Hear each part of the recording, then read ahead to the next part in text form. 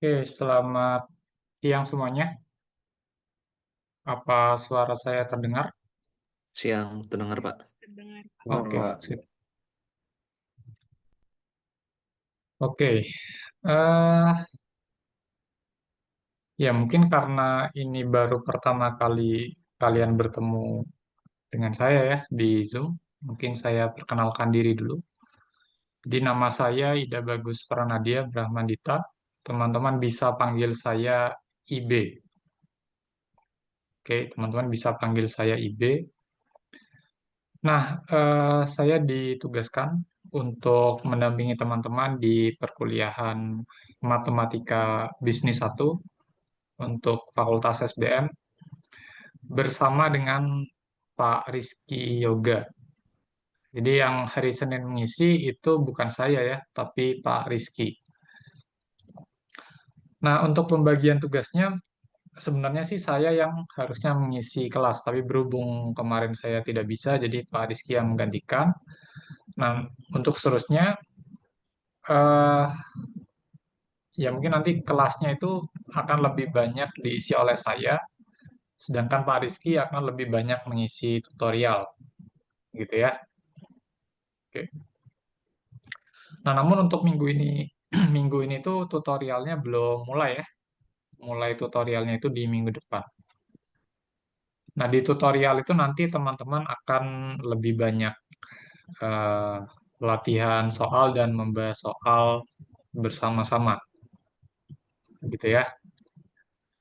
Oke, kemarin dengan Pak Rizky sudah membahas mengenai silabus ya, silabus dan aturan, sudah, Pak. sudah atau belum? Ya, Pak. Sudah. Oke, uraian materi juga sudah dibahas ya,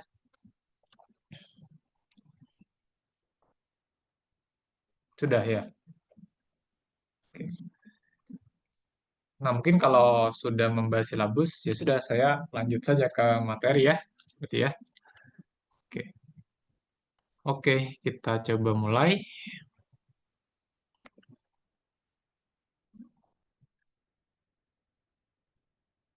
Sebentar.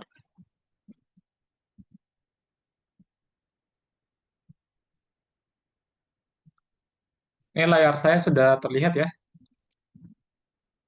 Ya, Pak. Sudah, Pak. sudah. Oke. Oke, saya mau langsung mulai ke pertidaksamaan karena kemarin saya dapat informasi dari Pak Rizky. Kemarin Pak Rizky sudah membahas mengenai operasi bilangan ya dan pengantar matematika ya.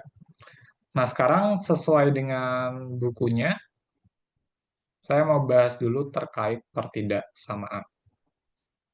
Oke. Nah, mungkin kita mulai dari yang sederhana dulu. Sebentar, ini. Nah,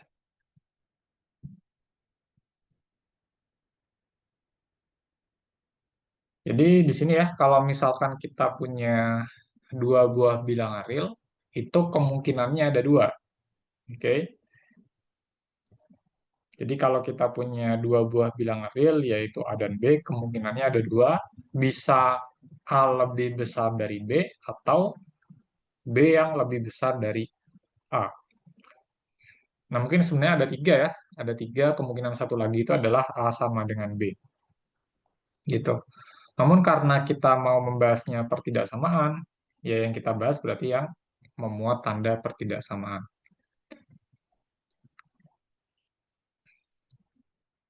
Oke, kemungkinan yang pertama, kalau kita lihat ini ya, A lebih besar dari B, itu artinya dalam garis bilangan A,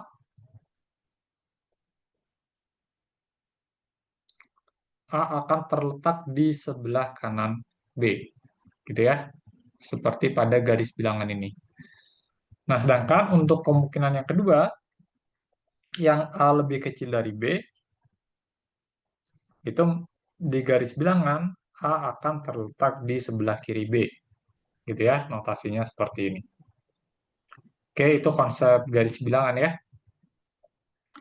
Nah, selanjutnya ada beberapa aturan dasar dalam pertidaksamaan yang nanti mungkin akan teman-teman gunakan untuk menyelesaikan pertidaksamaan.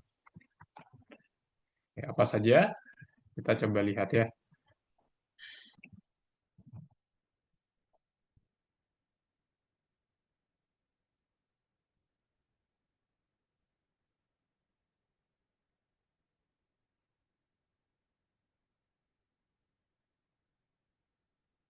Oke, ini layar saya berganti nggak di kalian?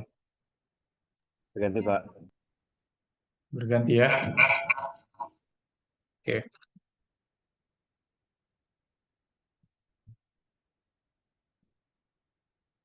Oke, kita mulai dari aturan dasar ketidaksamaan. Yang pertama, kalau kita punya pertidaksamaan seperti ini ya, jadi kita punya dua bilangan real dengan A kurang dari B, maka kalau kita tambahkan kedua ruas dengan bilangan C, operasi itu tidak akan mengubah tanda dari pertidaksamaan. Contohnya, kalau saya punya ketaksamaan ini sebenarnya ya, ketaksamaan 2 kurang dari 3, maka kalau kita tambahkan 1 di kedua ruas, maka tanda pertidaksamaannya ya tidak akan berubah, gitu ya. Sehingga dalam kasus ini kita punya ketaksamaan baru yaitu 3 kurang dari 4, gitu ya. Oke, terus yang nomor 2. Yang nomor 2 ini dia bilang, kalau kita punya dua bilangan real dengan A kurang dari B, dan kita punya bilangan real yang lain, yang positif di sini ya, maka kalau kita kalikan kedua ruas dengan bilangan positif, hal itu tidak akan mengubah tanda pertidaksamaan. Oke, contohnya, kalau saya punya, ya seperti yang di atas saja, 2 kurang dari 3, dan saya punya bilangan positif C sama dengan 2, maka kalau saya kalikan kedua ruas dengan C, saya akan peroleh seperti ini. Ruas kirinya jadi 2 kali 2, ruas kanannya jadi 2 kali 3. Nah, tanda pertidaksamaannya ya tetap ya, hadap kanan atau lebih kecil di sini. Sehingga dalam kasus ini saya punya pertidaksamaan 4 kurang dari 6. Nah, yang harus diperhatikan itu adalah ketika teman-teman mengkalikan dengan bilangan negatif. Oke, yang ini ya, ini dikalikan dengan bilangan negatif. Contoh, kalau saya punya ketaksamaan 2 kurang dari 3, tapi C-nya sekarang negatif. Nah, lalu apa yang terjadi dengan ketaksamaan ini kalau saya kalikan kedua ruas dengan negatif 2? Gimana ini? Mana yang lebih besar? 2 kali negatif 2 atau 3 kali negatif 2? 2 kali negatif 2. 2 kali negatif 2 ya. Karena di sini teman-teman harus hati-hati bahwa negatif 4 itu lebih besar dari negatif 6. Gitu.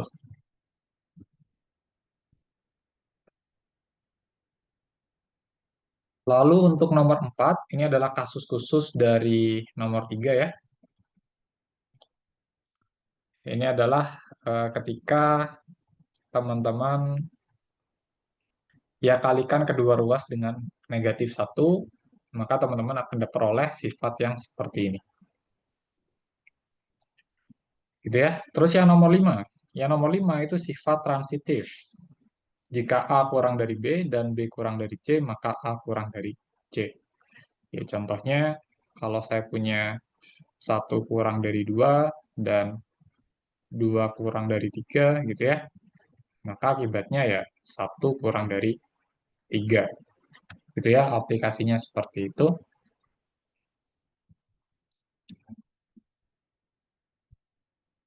Terus ada juga sifat aditif ya.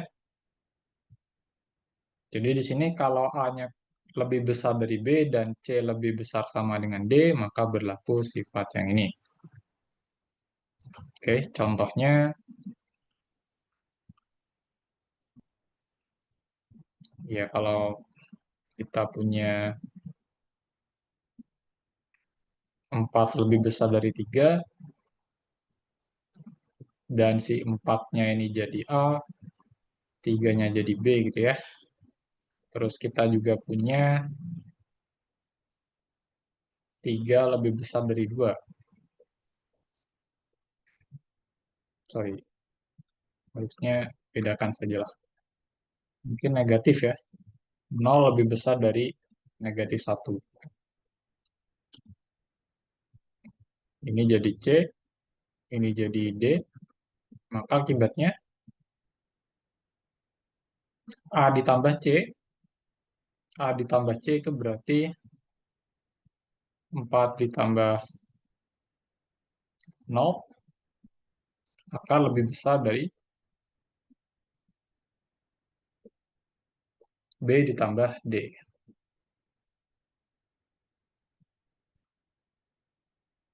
B-nya 3, D-nya negatif 1 ya. Oke. Sehingga kita peroleh kesamaan 4 lebih besar dari 3 ditambah negatif 1 itu adalah 2. Oke, berarti sifat ini benar ya untuk kasus ini. Oke. Nah, nanti ketika menyelesaikan pertidaksamaan, teman-teman bisa memanfaatkan keenam sifat ini.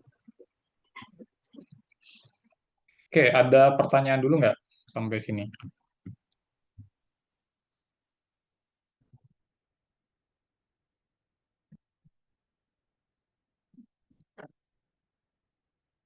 Aman?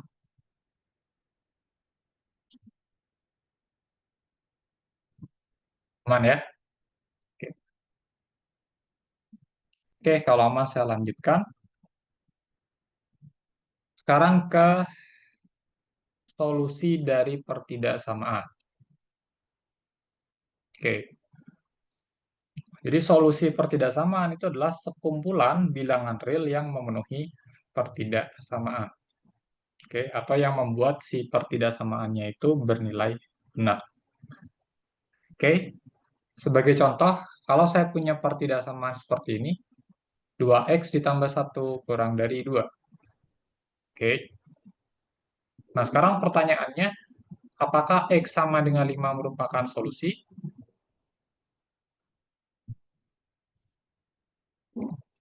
Solusi bukan itu. Apakah kalau kita ganti, oke, saya pindah ke sini saja ya. Apakah kalau kita ganti x-nya dengan 5, pertidaksamaan ini akan bernilai benar? Salah.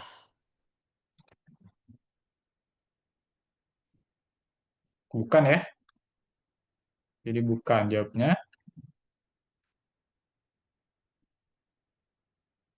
Bukan solusi. Karena apa?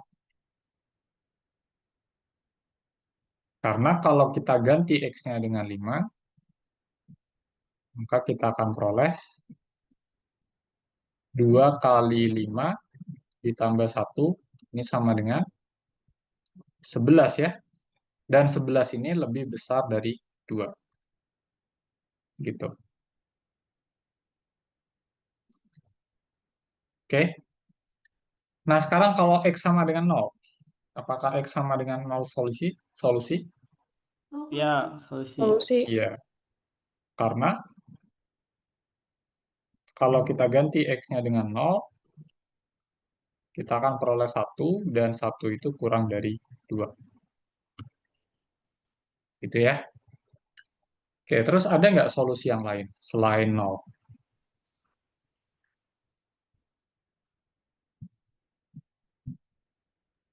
-1. Oke, tadi ada yang bilang x sama dengan -1. 2 kali, cek saja ya, 2 kali min 1 ditambah 1, min 2 tambah 1, min 1. Dan dia kurang dari 2 ya. Berarti dia solusi. Nah, sebenarnya untuk pertidaksamaan ini, ya solusinya nggak hanya 0 dan negatif 1, tapi ada banyak sekali ya. Ada banyak sekali solusinya. Nah, sekarang gimana cara kita untuk menuliskan si solusi dari pertidaksamaan itu?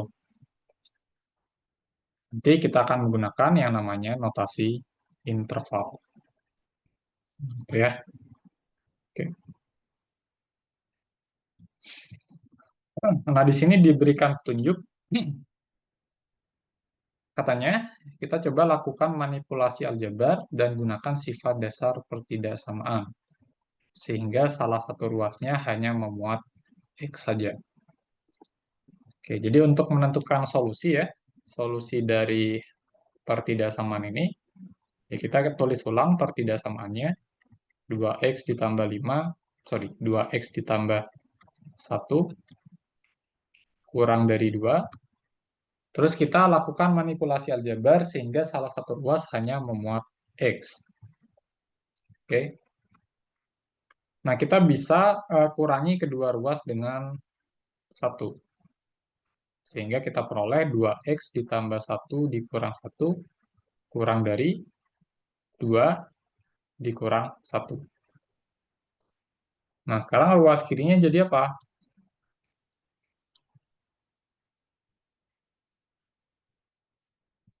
2X.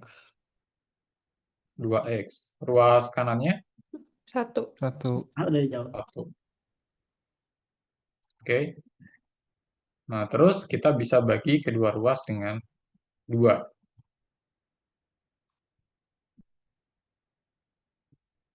Sehingga kita peroleh solusinya adalah X kurang dari setengah. Gitu ya. Oke.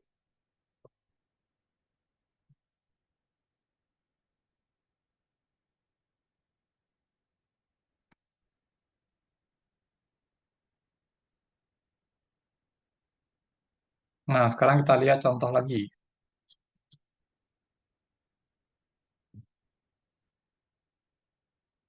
Nah, sekarang gimana kalau pertidaksamaannya bentuknya seperti ini? Min 3 kurang dari 2X tambah 1 kurang dari 5.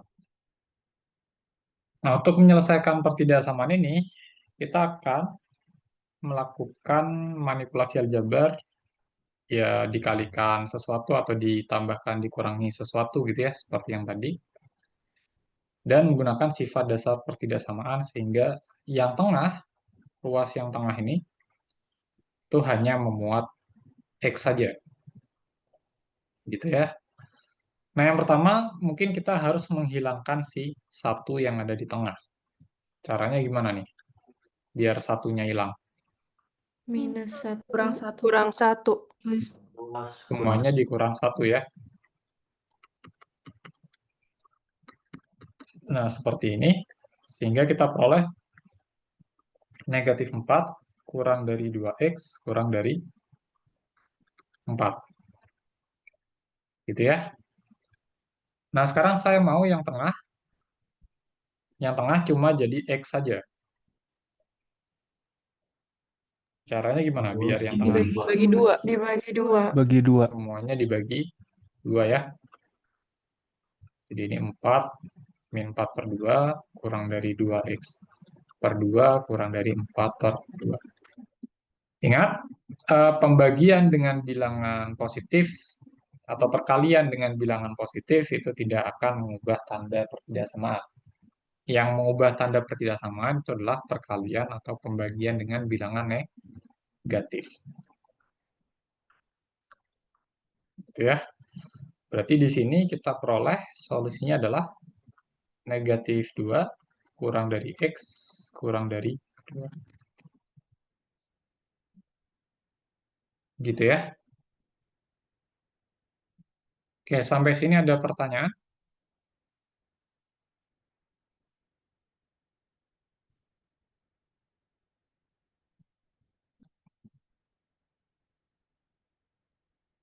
Oke, rasanya belum ya.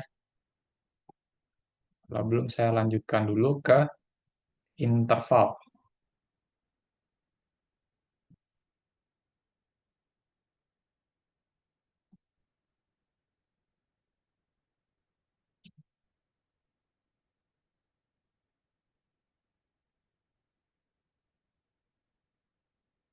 Nah, interval ini adalah kumpulan bilangan real yang dibatasi oleh paling tidak satu bilangan real.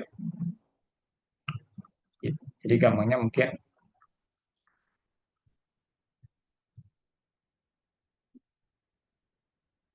dia kumpulan bilangan real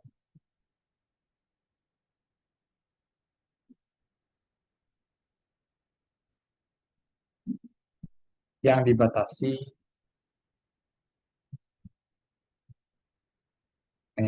ya yang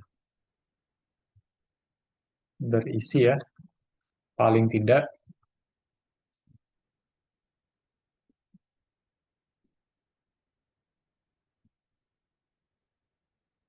dua bilangan. Oke. Dan biasanya dia punya pembatas ya. Oke.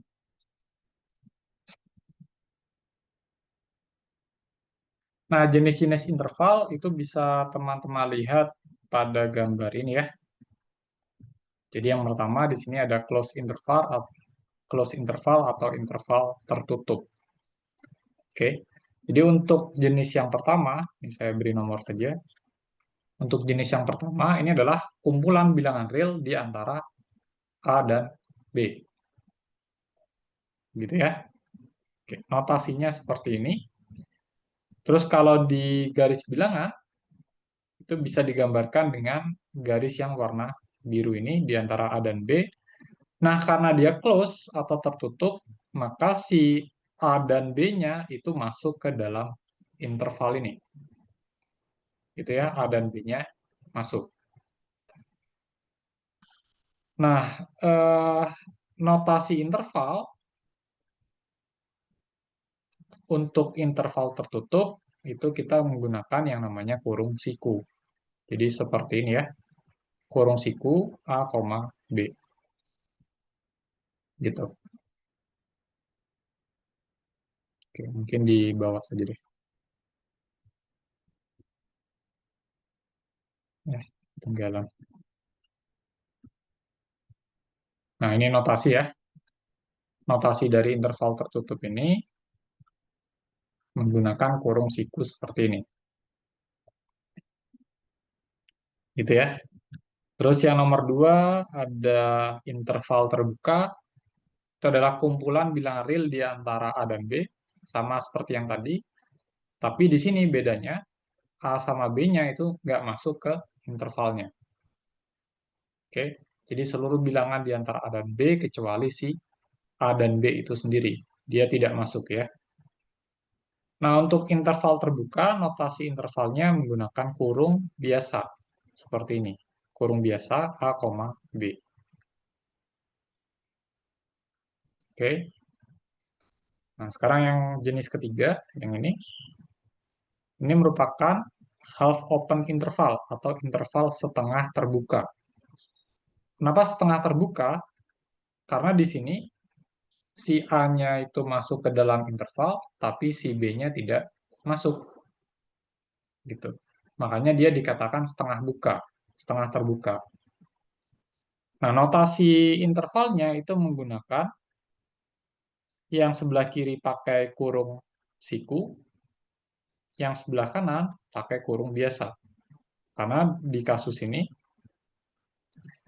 batas yang masuk adalah hanya batas sebelah kirinya saja, si A-nya saja. Gitu ya. Oke, lalu untuk yang jenis keempat itu adalah interval yang memuat seluruh bilangan di antara A dan B, tapi yang masuk ke dalam interval hanya yang B saja. Oke, yang B saja. Nah, oleh karena itu sama seperti nomor 3, dia dikatakan half open interval atau interval setengah terbuka. Nah, notasi intervalnya itu seperti ini. Jadi kurung biasa, A, B, kurung siku. Nah, yang sekarang yang jadi kurung siku yang sebelah kanan, karena sekarang yang masuk ke dalam intervalnya adalah yang batas kanannya saja. Batas kirinya sekarang tidak masuk. Oke, batas kirinya tidak masuk. Itu ya. Oke, nah sekarang ke contoh dulu, biar teman-teman ya paham ya. Kalau saya punya min 1 kurang dari X kurang dari sama dengan 5, maka notasi intervalnya gimana ini?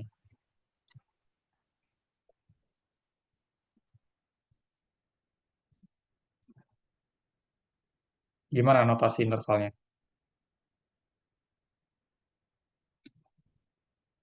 Kurung biasa 1,5 kurung kurawal. Kurung biasa, min 1,5, Ya, min 1,5 kurung yang kurawal itu. kurung siku ya Ya, namanya. kurung siku, sorry. Ya, oke. Kurung siku. Oke, sekarang kalau seperti ini.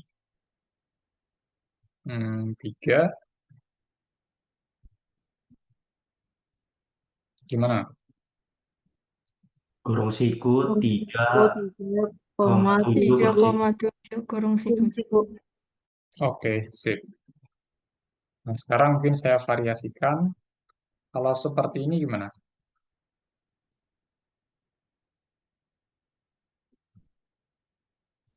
Gimana ini? kurung biasa min 1,5 kurung Iya, siku. sip. Kurung biasa, min 1,5 kurung siku. Nah, yang seperti ini kan sebenarnya sama saja dengan min 1 kurang dari X kurang dari sama dengan 5 kan? Sama saja.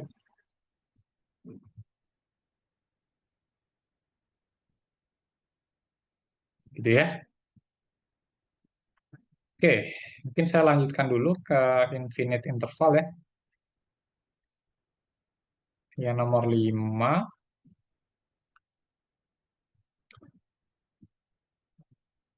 Nah, infinite interval ini yang dia batas intervalnya itu hanya ada satu.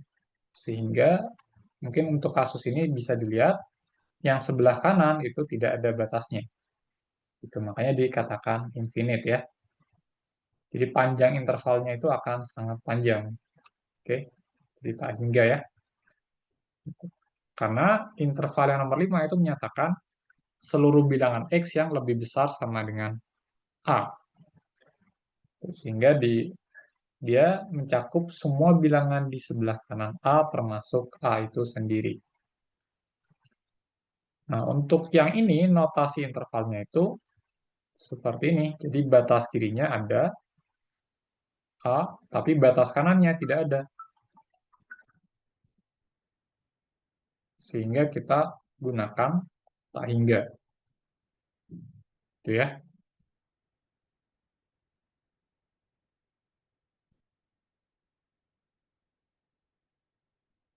Sebentar. Oke, notasinya seperti ini ya. Kalau X lebih besar sama dengan A, berarti notasi intervalnya seperti ini. Kurung siku, A, tak hingga kurung biasa.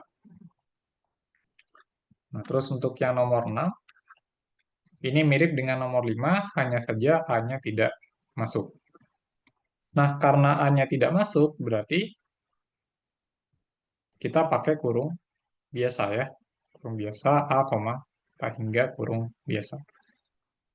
Gitu.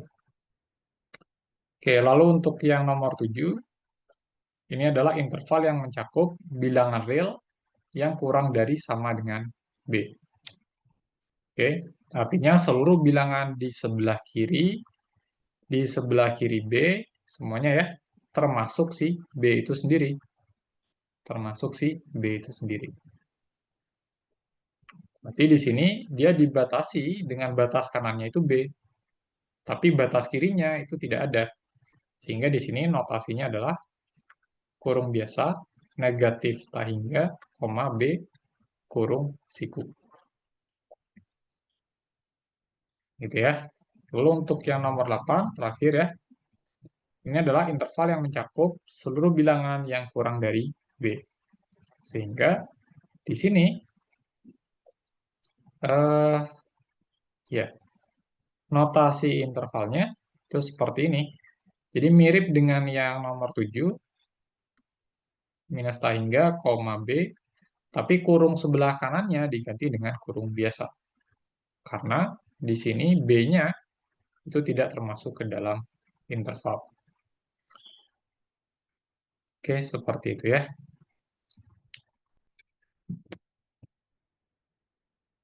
Nah, sekarang mungkin contoh.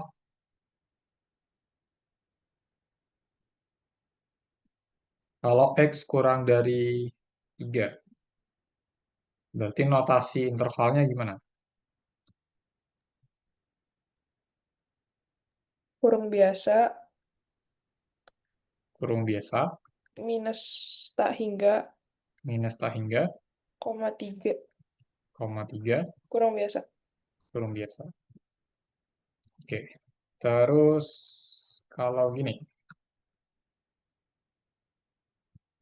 gimana nih? Kurung siku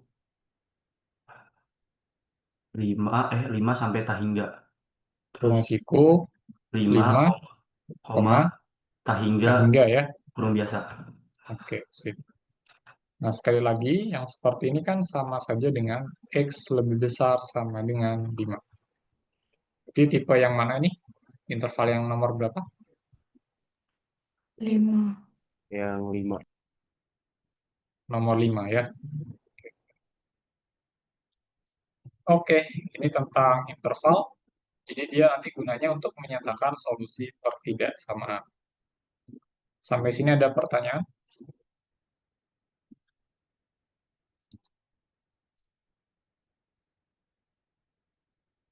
Nah, sekarang saya tanya ke solusi pertidaksamaan yang tadi. Kalau solusinya seperti ini, menuliskan dengan intervalnya seperti apa? Udah pada ingat belum ini?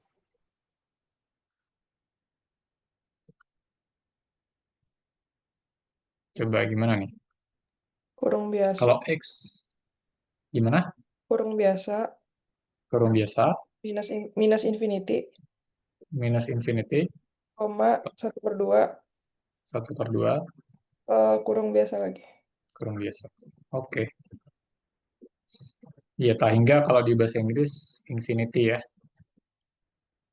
Oke. Oke, sip. Kalau yang ini gimana? Notasi intervalnya. Kurung biasa min 2,2 kurung biasa. Oke, sip. Oke, gitu ya. Jadi nanti pertidaksamaan, solusi dari pertidaksamaan bisa dituliskan dalam notasi interval. Oke, saya coba lanjut ya. Oke, ini mungkin ada latihan soal, mungkin nanti saja ya, atau mungkin di tutorial saja. Nanti bisa teman-teman coba. Nah, mungkin saya mau lanjutkan ke nilai mutlak dulu.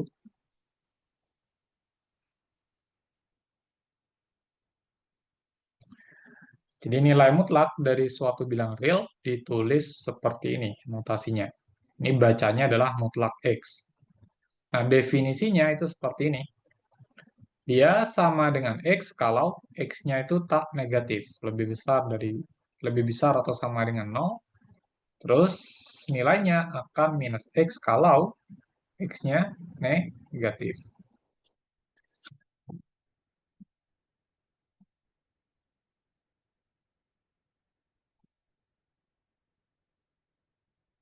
Oke, mungkin saya copy saja.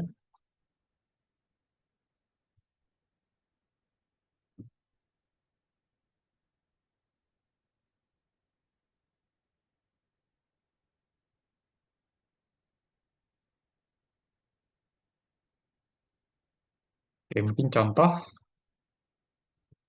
kalau saya mau menghitung mutlak dari 7, nilainya sama dengan berapa? 7. 7 atau minus 7? 7 atau minus 7? 7, 7, Dilihat 7, yang dalam sorry. 7 ya, karena dia positif. Nah, tapi kalau kita mau hitung mutlak dari minus 7, artinya kan dia negatif. Berarti kita pakai definisi yang bawah, ya kan? Karena definisi yang bawah itu berlaku ketika X-nya kurang dari 0.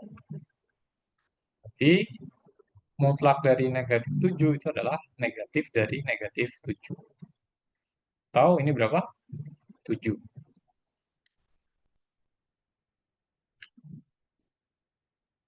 Itu ya. Oke.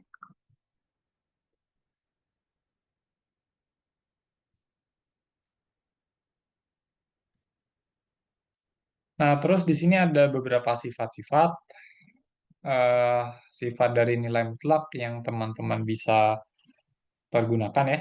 Mungkin nanti ketika mencoba menyelesaikan pertidaksamaan nilai mutlak.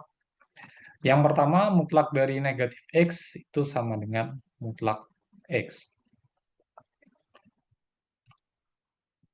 Gitu ya. Nah, sifat pertama itu bisa dibuktikan dengan menggunakan sifat yang kedua sebenarnya ya. Oke.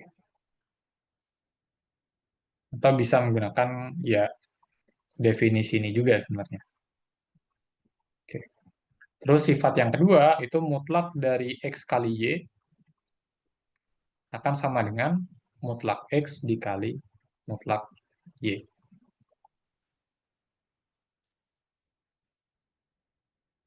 Terus kalau ada mutlak dari X per Y, ini sama saja dengan mutlak X dibagi mutlak Y. Terus yang keempat, ini adalah kata samaan yang disebut kata samaan segitiga ya.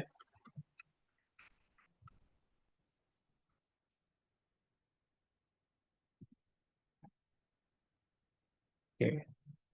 Nah, untuk yang D mungkin ya agak jarang dipakai ya kalau di matematika bisnis, tapi ya saya berikan saja. Jadi mutlak dari X tambah Y akan selalu kurang dari atau sama dengan mutlak X ditambah mutlak Y. Gitu ya. Oke. Nah, yang penting itu sebenarnya yang E dan F. Oke, yang E dan F.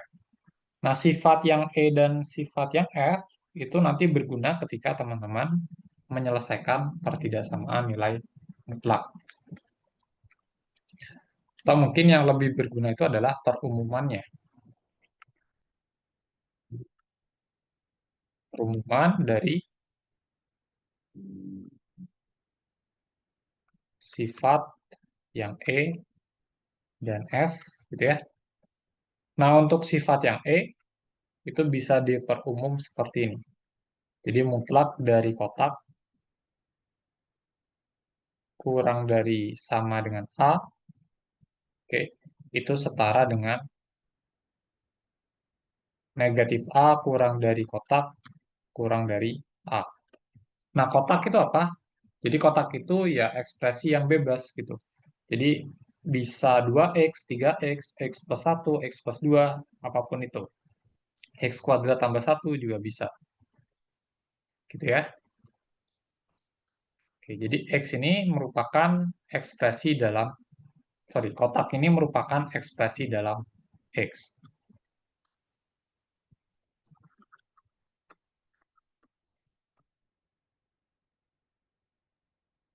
Gitu ya. Atau ya dalam variabel bebasnya.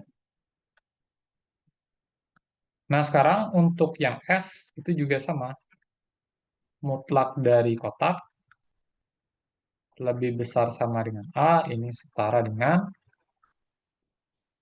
kotak lebih besar sama dengan A, atau kotak lebih kecil sama dengan negatif A.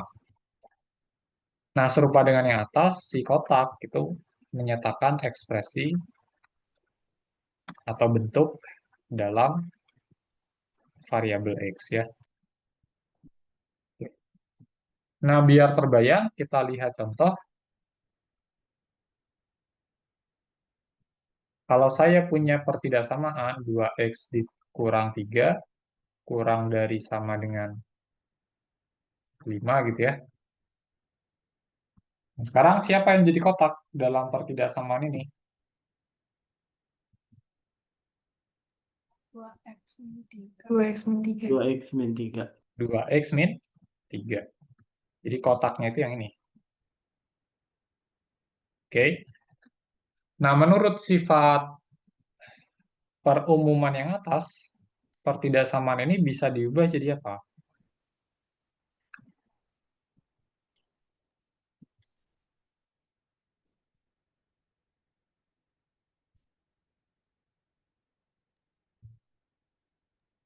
Min 5 kurang dari sama dengan 2x min 3 kurang dari sama dengan 5.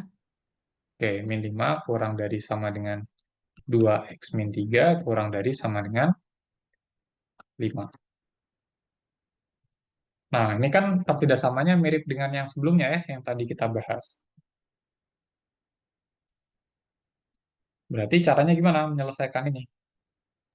Ditambah 3 di ruas kiri kanan, Pak. Sip. Tambahkan 3 semua ya.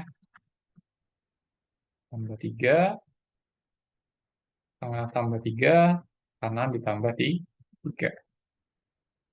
Oke, kiri jadi berapa?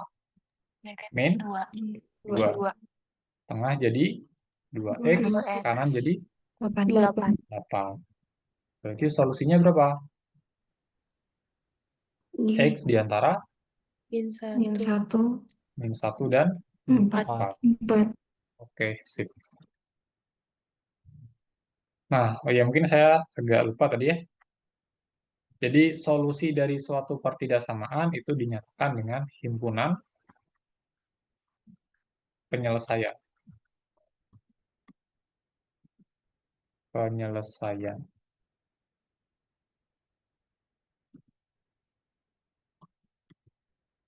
Atau biasa disingkat HP. Oke, HP adalah himpunan penyelesaian.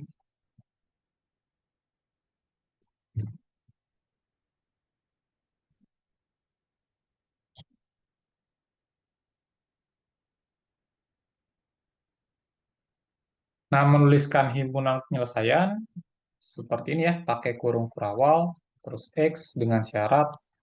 Nah, syaratnya itu ngikuti bentuk solusinya yang ini. Yaitu berarti min 1 kurang dari X kurang dari 4. Atau selain notasi himpunan, kita juga bisa menggunakan notasi interval atau notasi selang yang tadi. Gimana nih kalau menggunakan notasi interval yang tadi? Kurung Siku min 1,4 kurung siku. Kurang siku. Oke, sip. Itu ya.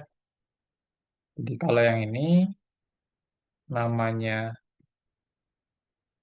notasi himpunan, kalau yang ini namanya notasi interval. Gitu ya.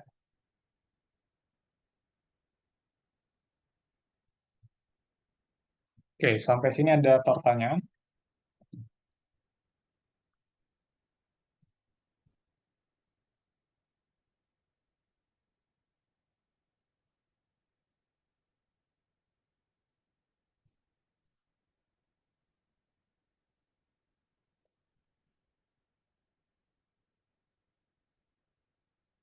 Nah, mungkin nanti sebagai latihan,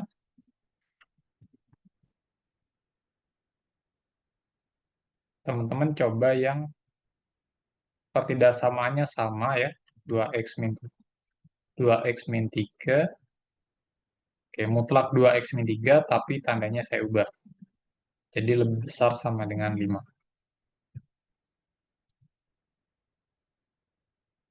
Berarti kalau di sini ya teman-teman pakai perumuman yang kedua. Gitu. Nanti kalau berdasarkan perumuman yang kedua gimana?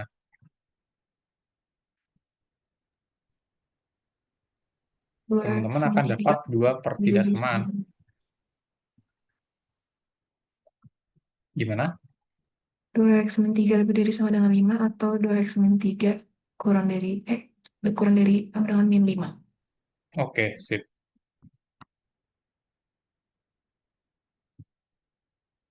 Nah, ini bisa dicoba sendiri ya, untuk latihan. Oke, kurang lebih seperti itu. Ada pertanyaan dulu nggak?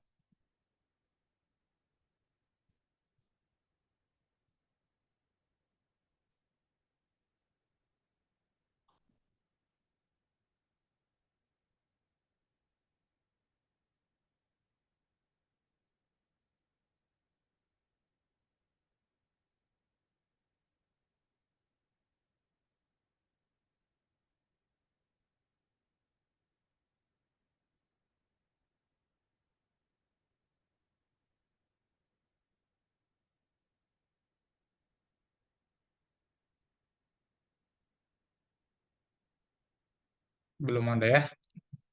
Kalau belum, saya lanjutkan ke konsep jarak ya. Jadi jadi nilai mutlak itu juga bisa merepresentasikan jarak dari dua buah bilangan di garis bilangan. Oke. Nah, jarak dari bilangan A ke bilangan B itu bisa kita notasikan dengan mutlak A dikurang B atau mutlak B dikurang A. Secara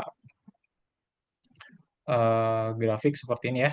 Bukan grafik, secara garis bilangan ya. Jadi panjangnya ruas garis warna biru ini bisa dihitung dengan menghitung mutlak dari A dikurang B atau mutlak B dikurang A. Nah, konsep dari jarak itu juga bisa kita gunakan untuk menyelesaikan suatu pertidaksamaan nilai mutlak. Gitu.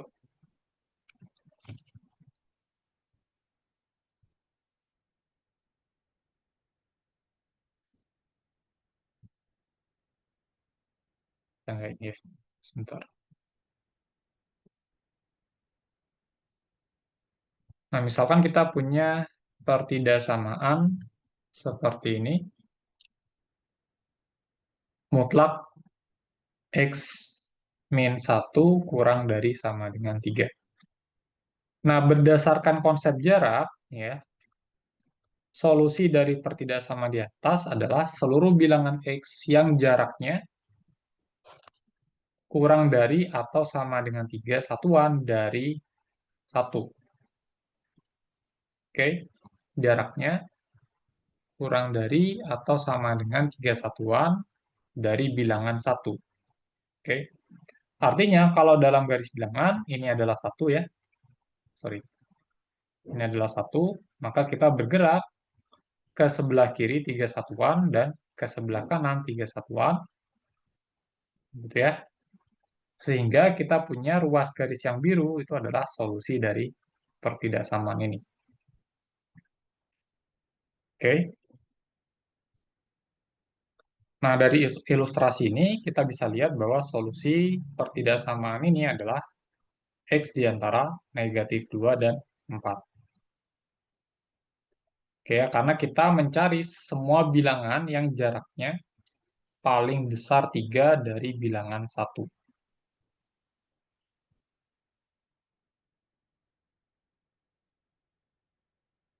Gitu ya.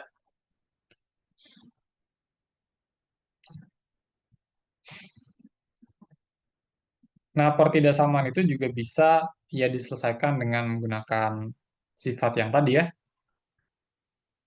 Dan kita bisa mengubah pertidaksamaannya menjadi seperti ini. Oke. Nah, sekarang pertanyaannya gimana kalau tanda pertidaksamaannya dibalik? Artinya apa ini berarti?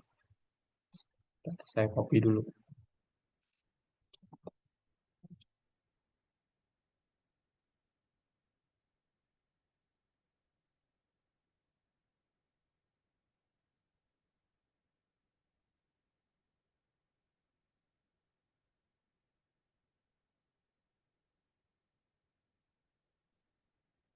Tadi kan kalau kita mau hitung jarak eh, dua buah bilangan, ini jaraknya ya.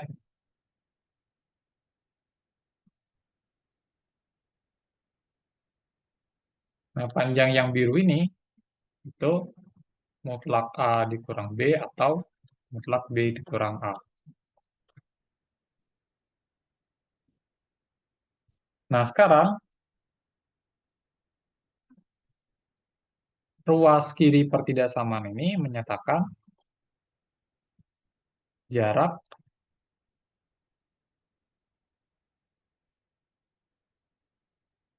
antara siapa dengan siapa.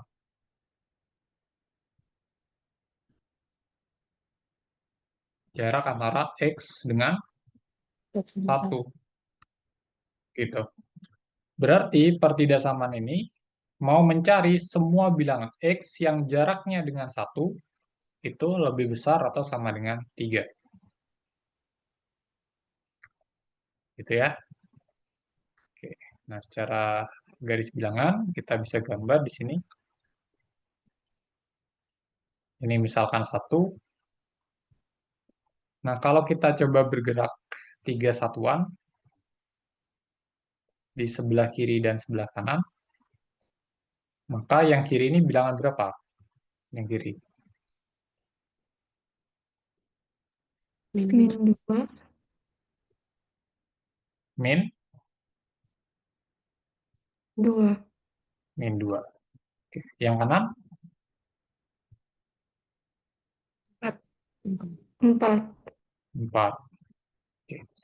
Berarti bilangan-bilangan yang jaraknya dengan 1 itu lebih besar atau sama dengan 3. Berarti kan ada di sebelah sini ya, ada di sebelah kiri sini yang saya arsir pakai merah dan juga sebelah kanan. Benar nggak? Kalau misalkan saya ambil satu bilangan di sebelah kiri, -3. -3 jaraknya dengan 1 berapa satuan ini? Jaraknya 4 ya. Oke. Oleh karena itu si -3 ini masuk ke dalam solusinya, solusi si pertidaksamaannya. Berarti seluruh bilangan yang memenuhi pertidaksamaan ini adalah bilangan di sebelah kiri,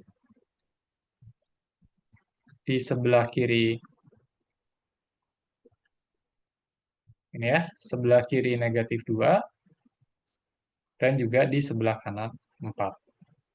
Gitu. Nah, termasuk si -2 dan 4 ya, karena di sini ada tanda sama dengannya. Jadi jaraknya itu boleh pas sama dengan 3. Gitu.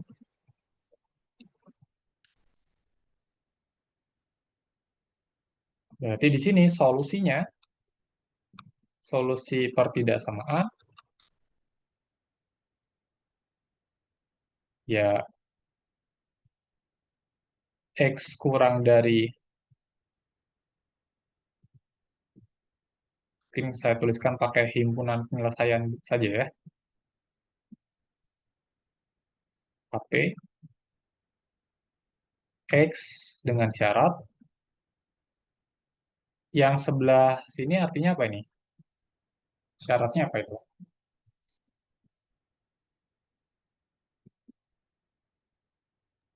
Kurang dari min 2. Ya.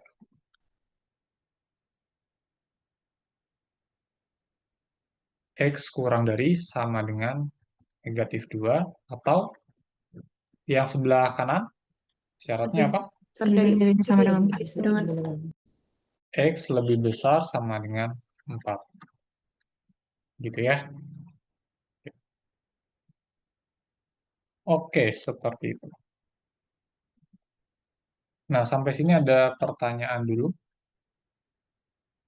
mengenai konsep jarak.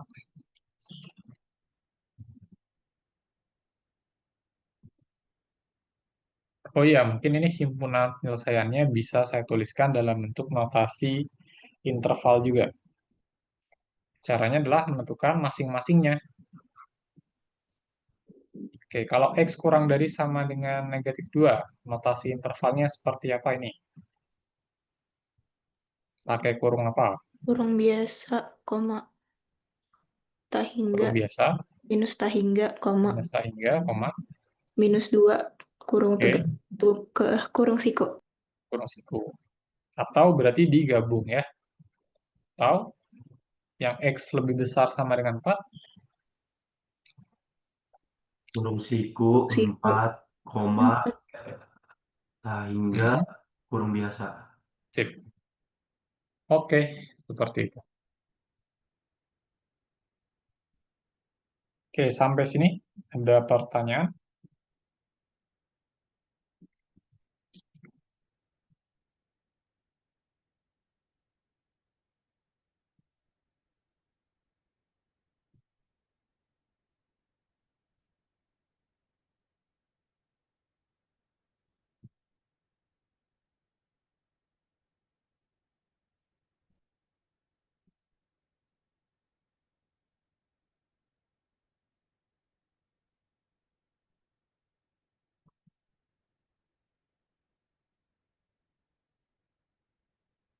Oke, kalau belum saya lanjut.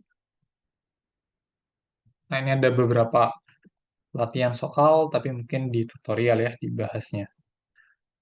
Nah, ini mungkin slide-nya nanti saya akan bagikan, nanti teman-teman bisa coba-coba sendiri untuk mengerjakan latihan soalnya. Oke, nah mungkin saya mau lanjutkan ke eksponen dulu ya, eksponen atau perpangkatan dan akar.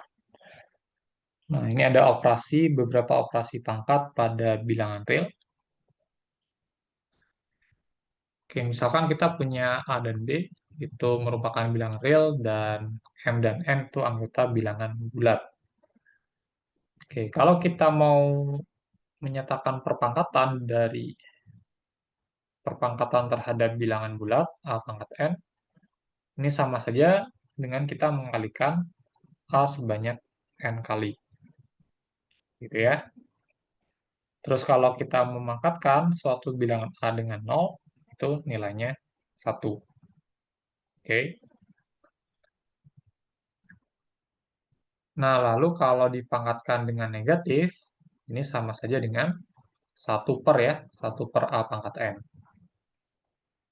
Terus kalau kita mengkalikan dua bilangan berpangkat dengan basis yang sama ini ya, A pangkat N dikali A pangkat M, itu sama saja dengan A dipangkatkan N ditambah M. Oke.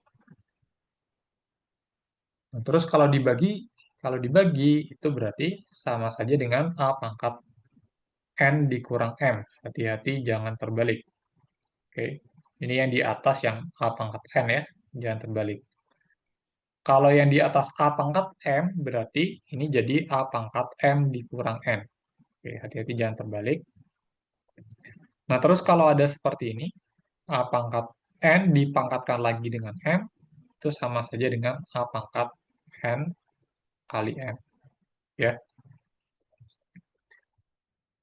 Oke, terus nomor 7, kalau ada A kali B dipangkatkan N, ini sama saja dengan A pangkat N dikali B pangkat N.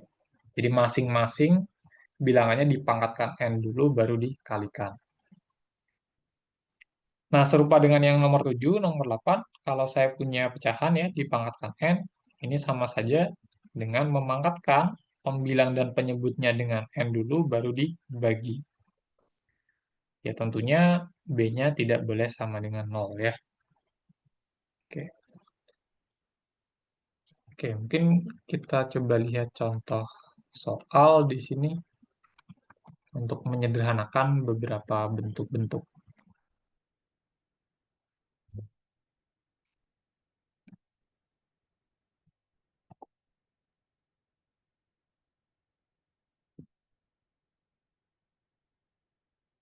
Mungkin saya sambil copy ya. Yang ini saya kopikan.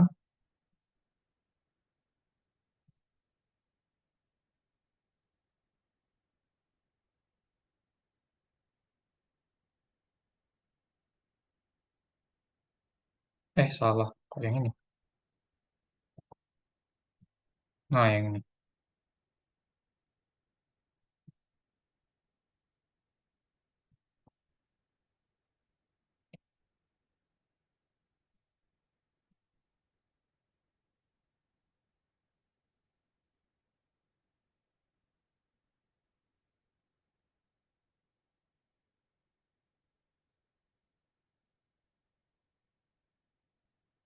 Coba ya nomor 27 gimana? Kalau disederhanakan jadi apa dia? Dua pangkat min satu. Min 1. Oke, yang atas jadi 2 pangkat 7. 5 ditambah 2, yang bawah tetap 2 pangkat 8. ini 2 pangkat 7 dibagi 2 pangkat 8 sama dengan 2 pangkat min 2 1. pangkat 7 min 8 sama dengan 2 pangkat min 1. Oke, atau 2 pangkat min 1 itu berapa? Setengah. Setengah. Oke, ya nomor 28 kayaknya gampang juga ya. Nomor 29 coba. Step by step. Jadi 2 pangkat berapa itu? 9/3. 4/3 ditambah 5/3, benar nggak? Oke, berarti 2 pangkat berapa? 9/3. 9/3. Sama dengan 2 pangkat 3 3. 2 pangkat 3 per 2 2 pangkat 5. 2 pangkat 5 hasilnya. 2 pangkat min 2. Oke, 2 pangkat min 2 ya. Atau Seperempat. seperempat. Oke. Nah, ini yang bilangan. Kalau yang aljabar sekarang. Yang aljabar mana tadi? Nah,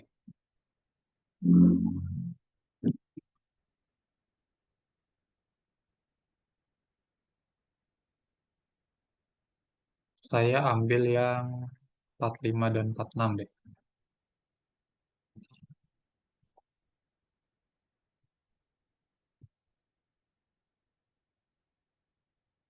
Coba, gimana nih? 45 dulu.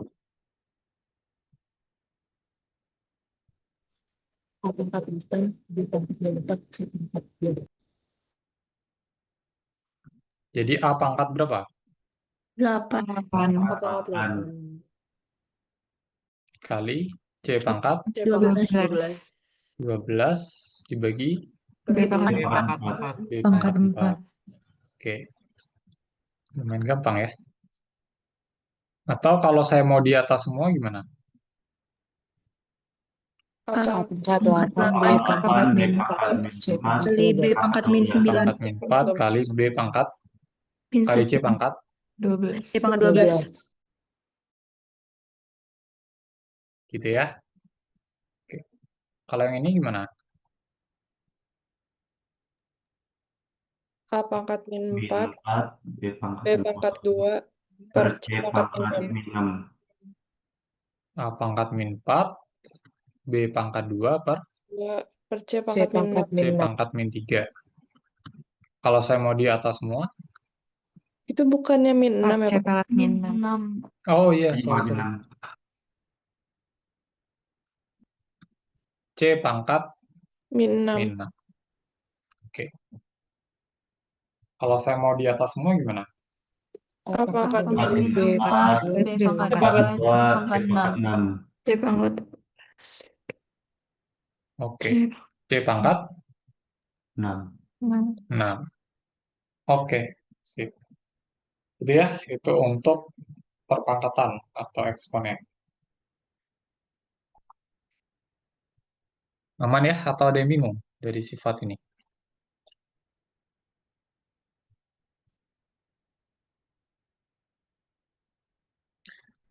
Sepertinya belum ada, jadi saya coba lanjutkan.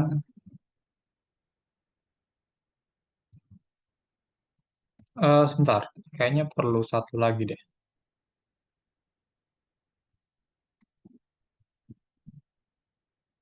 Jadi terlalu mudah sepertinya.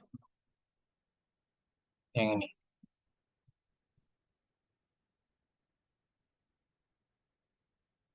Ini gimana nih? Coba.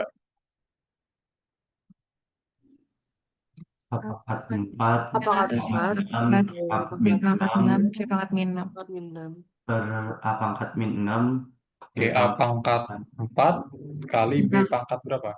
6. 6. Terus C pangkat min Min 6 6. Min 6. min 6 dibagi Pangkat min 6. A pangkat min 6 B pangkat 8. B pangkat B pangkat 8 C pangkat Pangkat 8. C pangkat 4. Oke, saya mau di atas semua. B-nya 8 Pak. C pangkat 8. Oh iya, Channel C pangkat 8. Oke, nah, sekarang gimana nih? Kalau saya mau di atas semua. A pangkat A 10. pangkat 10, 10 B pangkat B B pangkat min 2, C pangkat min pangkat min 14. 14. B pangkat min 2. Min 2. Oke, C pangkat Minus 14. minus 14. minus 14. Oke, sip. Oke, sepertinya eksponen aman ya. Saya mau ke akar sekarang. Nah, yang ini ya. Operasi akar sebenarnya mirip-mirip dengan eksponen ya. Yang pertama, akar pangkat N dari A. Oke, ini bacanya seperti itu ya. Akar pangkat N dari A itu sama saja dengan A pangkat 1 per N. Lebih khusus lagi, kalau akar A, berarti itu sama saja dengan A pangkat setengah. Oke. Terus kalau yang ini, bacanya apa ini nomor 2? Coba salah satu. Siapa misalnya? A pangkat M akar N. Sama dengan N per A M. pangkat M akar N. Ayo. A pangkat M, M. A pangkat M akar N. Ini tuh bacanya Akar. akar pangkat N dari A pangkat M. Oke, hati-hati ya membaca ini ya. Akar pangkat N dari A pangkat M.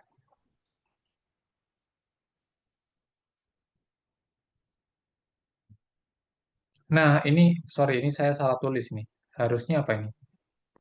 M per N. Per N. Ya, A pangkat M per N. Oke, ini salah tulis ya. Sebentar.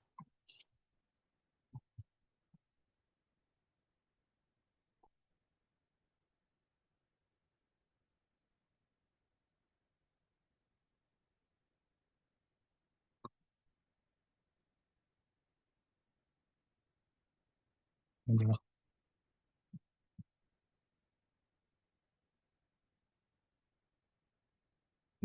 Ini saya agak kesulitan coret-coret ya di sini.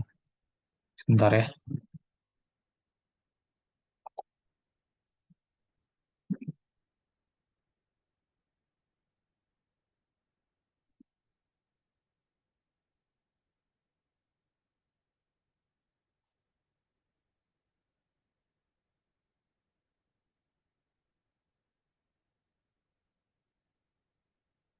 Ini aja deh.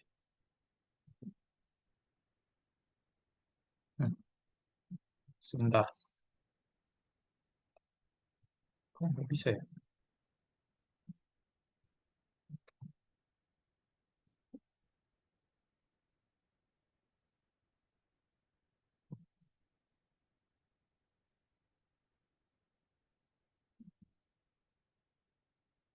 Udah kelihatan lagi nih layarnya?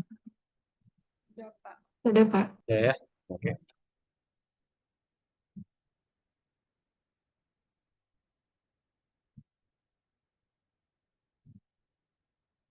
Oke,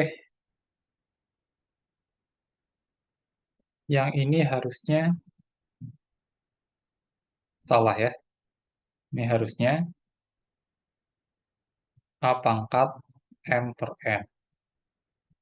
Oke. Nah, terus nomor 3, akar pangkat N dari A kali B itu sama saja dengan akar pangkat N dari A dikali akar pangkat N dari B. Ini nomor 4 juga serupa ya. Kalau ini pembagiannya. Terus yang nomor 5 itu sebenarnya ya akar pangkat M dari A ya, gitu. Sama saja dengan akar pangkat M dikali N dari A. Ya, sebenarnya ini tuh bisa dibuktikan dari dalam ya.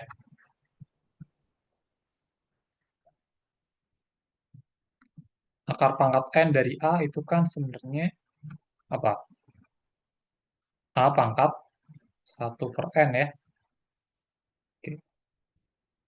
Dan ini akan sama dengan A pangkat 1 per N dipangkatkan lagi dengan 1 per N. Nah, berdasarkan sifat perpangkatan, ini tuh sama saja dengan A pangkat 1 per N dikali 1 per M.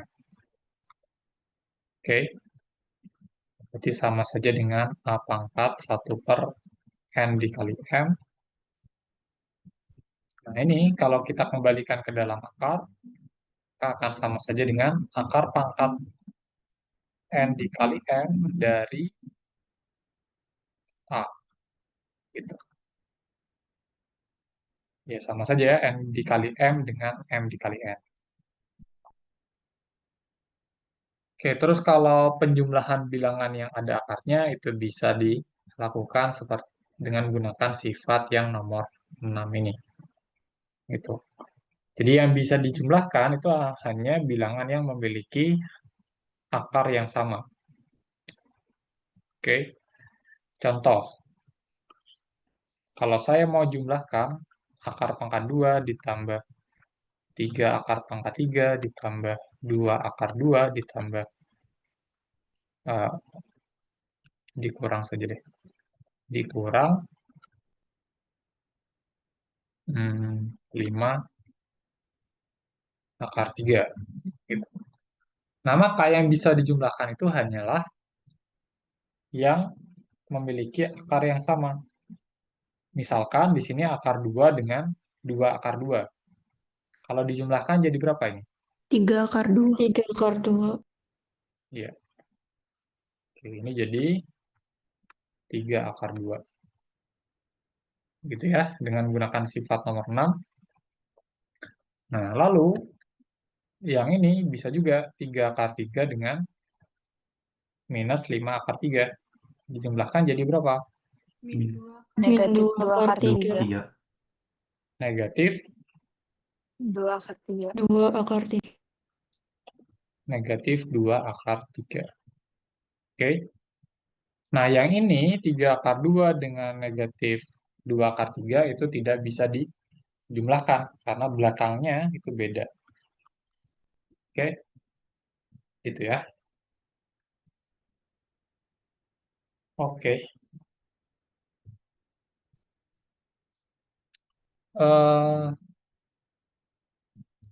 Kita coba lihat. Kalau menghitung akar sepertinya sudah ya dengan Pak Rizky ya. Mungkin saya mau terapkan ke bagian sini saja dulu. Merasionalkan akar. Jadi bagian ini cukup penting kalau kita mau membuat pembilang atau penyebut dari suatu pecahan atau ekspresi aljabar yang memuat pecahan itu menjadi rasional. Oke, saya coba kopikan ya.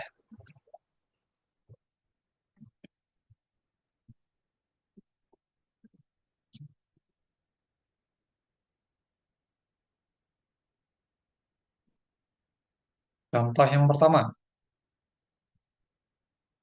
Rasionalkan penyebut dari ekspresi ini. Petunjuknya adalah kalikan dengan akar X dibagi akar X. Kita punya 3 per 5 akar X dikalikan akar X per akar X. Oke, ini sama dengan apa? 3 akar 3 X akar per X. 5X. 3 akar X per 5x. 5X. Itu ya, cukup mudah kalau yang ini. Nah, sekarang gimana dengan contoh yang 2? 7 dikurang akar 2 per 4 dikalikan dengan. Oke, jadi di sini contoh 2 kita diminta untuk merasionalkan pembilang. Jadi kita mau membuat si pembilangnya atau yang atas ini menjadi rasional atau tidak memuat akar ya. Oke, kita ingin pembilangnya itu tidak memuat akar. Artinya kita harus merasionalkan itu. Oke. Nah, untuk merasionalkan bentuk yang ada akarnya, kita bisa kalikan dengan sekawannya. Oke, mungkin kalau di SMA teman-teman mengenal perkalian dengan sekawan ya. Yaitu bentuk yang seperti ini. Kalau yang mau dirasionalkan itu adalah 7 dikurang akar 2, berarti bentuk sekawannya itu seperti ini, 7 plus akar 2. Di tanda minusnya diganti dengan plus saja. Oke, coba dikalikan. Gimana nih kalau dikalikan?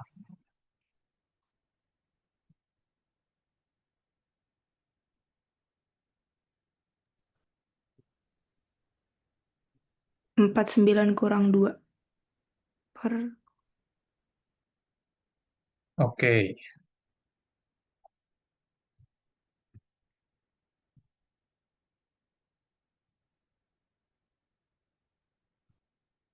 Hmm,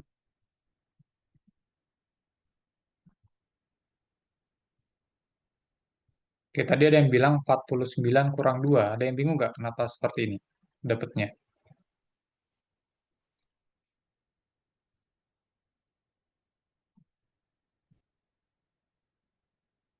Oke, saya uraikan deh. 7 min akar 2 dikali 7 tambah akar 2. Berarti kan ya dikalikan secara distributif ya.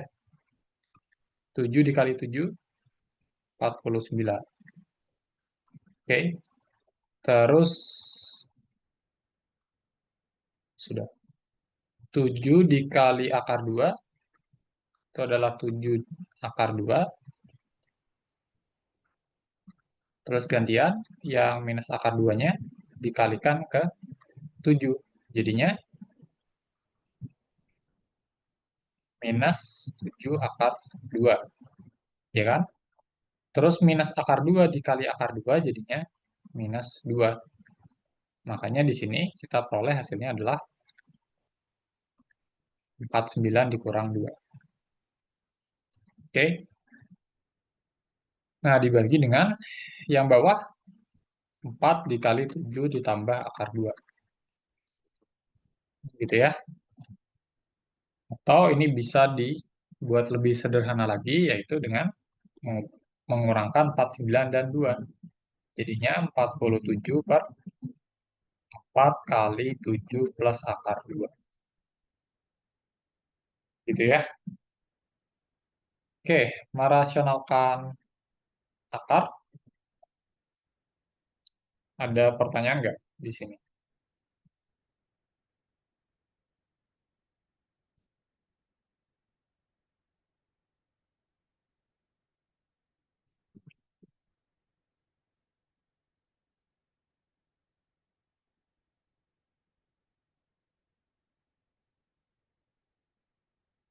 Belum ada ya? Oke, kalau belum ada, saya coba lanjutkan. Nah, yang contoh 3 nanti teman-teman bisa coba sendiri sebagai latihan ya.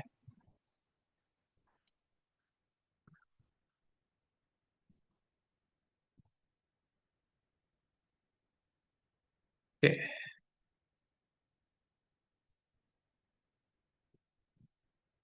Oke, selanjutnya saya mau bahas mengenai polinom. Jadi polinom atau suku banyak ya, bahasa Indonesia adalah suku banyak. Itu merupakan suatu ekspresi aljabar yang bentuknya seperti ini.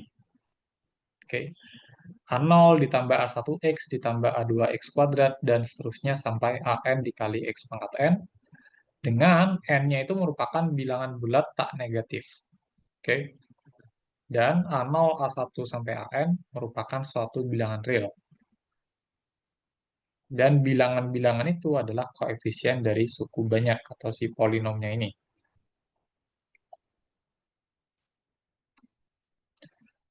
Nah, jika AN tidak 0, maka N merupakan derajat atau orde dari polinom ini. Oke. Lebih khusus lagi, suatu konstanta merupakan polinom berderajat 0. Gitu. Jadi kalau teman-teman cuma punya konstanta, ya misalkan 1 gitu ya. 1 itu sebenarnya dia juga suku banyak, tapi suku banyak yang berderajat 0. Oke, sebagai contoh yang ini, kita punya polinom P sama dengan 3x kuadrat ditambah 2x ditambah 1. Nah, kita lihat di sini x pangkat tertingginya adalah x pangkat 2. Maka polinom P itu dikatakan memiliki derajat 2. Ya, memiliki derajat 2. Sedangkan polinom Q itu sama dengan 5x pangkat 7 ditambah 3x pangkat 4 merupakan polinom berderajat 7 karena x pangkat tertingginya adalah x pangkat 7. Gitu ya. Oke. Nah, selanjutnya operasi polinom.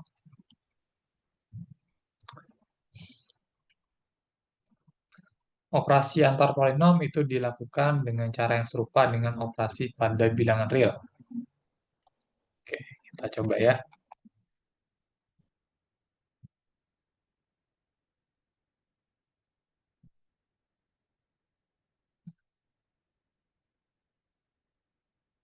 Oh, ini nomornya salah lagi.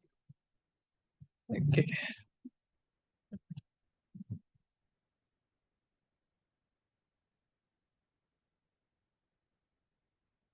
Misalkan Px sama dengan ini, x kuadrat ditambah 2x. Ini polinom derajat berapa ini? 2. 2. Yes. Dan Qx sama dengan ini. Polinom derajat berapa ini? 3. 3. Oke, terus teman-teman disuruh menentukan yang pertama 5 dikali Px. Oke, yang A tentukan 5Px. Artinya ya kita mengkalikan 5 dengan si Px. Yaitu 5 dikali x kuadrat ditambah 2x. Nah, ini tinggal dikalikan saja suku demi sukunya. Gimana nih? Kalikan suku demi suku. 5x kuadrat ditambah 10x. Ya. Oke. Terus yang B. Yang B itu x dikali Qx. Artinya x dikali 3x pangkat 3 ditambah x. Berapa ini? 3x pangkat 4 ditambah x pangkat 2. Sip. 3x pangkat 4 ditambah x pangkat 2. Yang C, Px dikali Qx. P-nya itu berarti x kuadrat ditambah 2x dikalikan dengan 3x pangkat 3 ditambah x. Oke, ini dikalikan secara distributif. Mulai dari suku x kuadrat dulu. Dikalikan dengan 3x pangkat 3. Berapa? 3x pangkat 6. Pangkat 5, Pak, sorry. 3x pangkat 5. Oke, kalau x kuadrat dikalikan x pangkat 3, artinya pangkatnya di jumlah ya. Sifat perpangkatan yang tadi. Oke, terus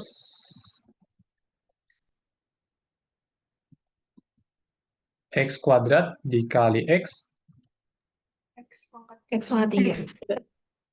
x pangkat 3. Ya. Ini sambil saya ganti-ganti warnanya biar nggak bingung. Kemudian yang 2x dikalikan 3x pangkat 3. 6x pangkat 4, Pak. 6, 2. 6x pangkat 4 ya, bener ya? Iya, Pak. 6x pangkat 4, terus yang terakhir 2x dikalikan dengan x. 2x 2x kuadrat. Oke, dari sini kita punya polinom baru. Ini polinom berderajat berapa ini? 5, Pak. 5 ya. Oke. Oke, seperti itu ya. Mengoperasikan polinom. Jadi serupa dengan mengoperasikan bilangan real. Ada pertanyaan nggak?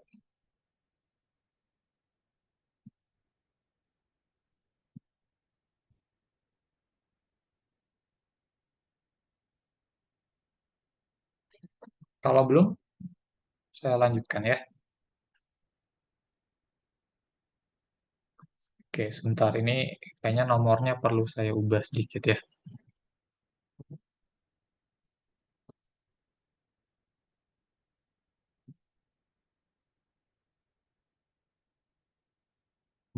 Sebentar, sebentar.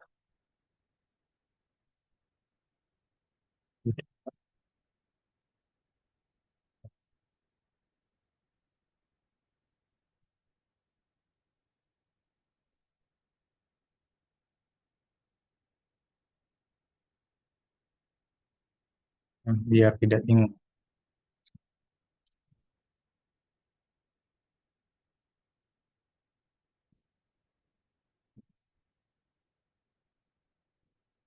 Oke, lalu di sini ada rumus pemfaktoran polinom ya. Jadi selain kita bisa operasikan polinom dengan bilangan real, polinom dengan variabel, polinom dengan polinom, kita juga bisa memfaktorkan polinom. Oke, yang nomor satu ini faktorisasi dari bentuk kuadrat. Kalau kita punya polinom derajat 2 ya, x kuadrat ditambah bx ditambah c, itu bisa kita faktorkan menjadi seperti ini ya. X ditambah P dikali X ditambah Q dengan P dikali Q harus sama dengan C dan P ditambah Q harus sama dengan B.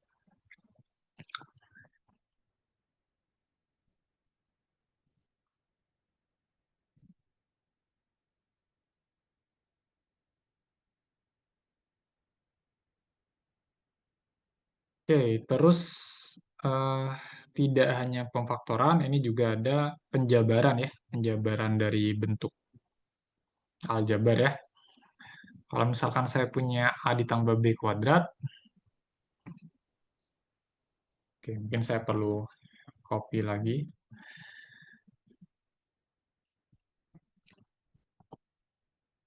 Eh, ke sini ya.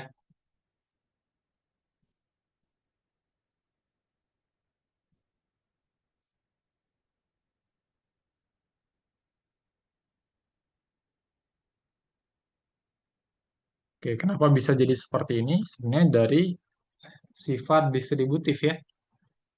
Kita tahu kalau A ditambah B kuadrat, itu kan sama saja dengan A ditambah B dikali A ditambah B.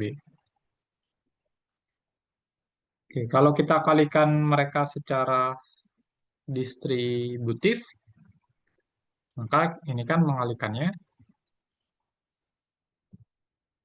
A dikali A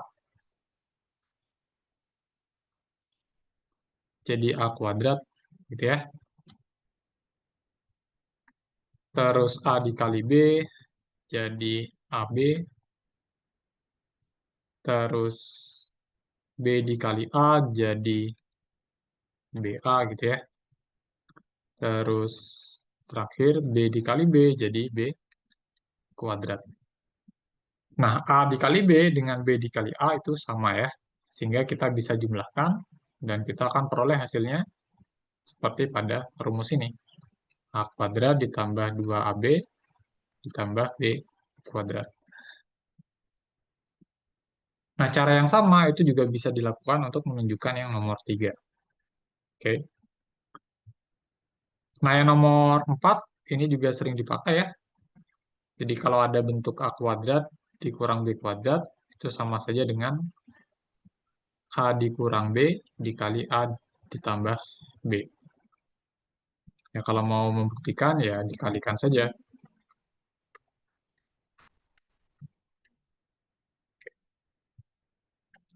A dikali A itu A kuadrat, terus A dikali B itu adalah AB, terus min B dikali A itu adalah min BA, terus min B dikali B itu min B kuadrat. Nah, eh, AB dengan BA itu sama ya, sehingga AB dikurang BA itu 0. Sehingga kita punya hasilnya hanya A kuadrat dikurang B kuadrat. Itu sama seperti yang ini ya. Nah, untuk yang nomor 5 dan 6 itu pengayaan saja. Sepertinya untuk di bab ini belum dipakai ya, pemfaktoran yang nomor 5 dan 6. Jadi cukup jarang digunakan ya, buat pengayaan saja. Nah, sekarang saya mau ke contoh yang pemfaktoran. Sorry. Yang mana? Ini ya. Nah, ini. Contoh-contoh pemfaktoran.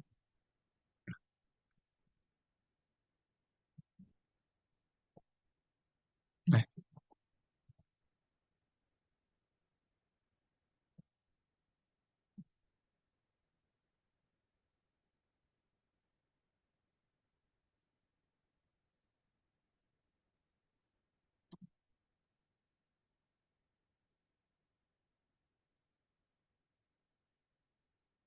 kita mulai dari yang nomor 1. Dengan menggunakan formula yang di atas, nomor 1 bisa difaktorkan jadi apa kira-kira? X min 4 X dikali min X 4, plus X 4. plus 9, X plus 4. X min 4 dikali X ditambah 4 ya. Pakai yang nomor berapa ini?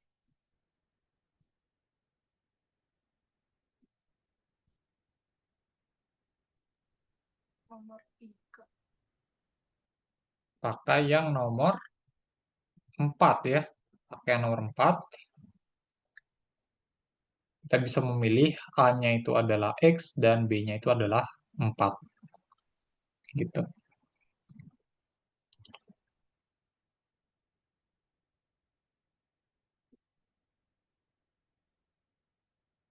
Nah, sekarang coba yang nomor 2 deh.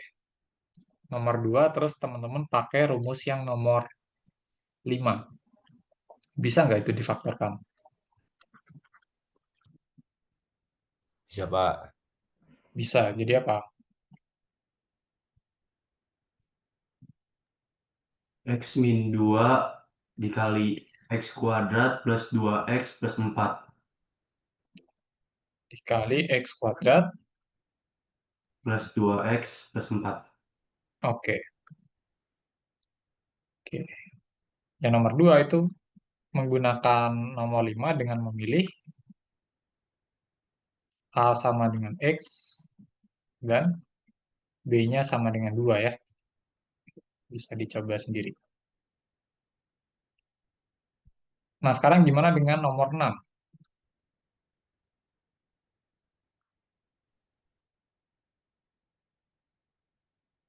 Itu adalah contoh penerapan rumus yang nomor 1.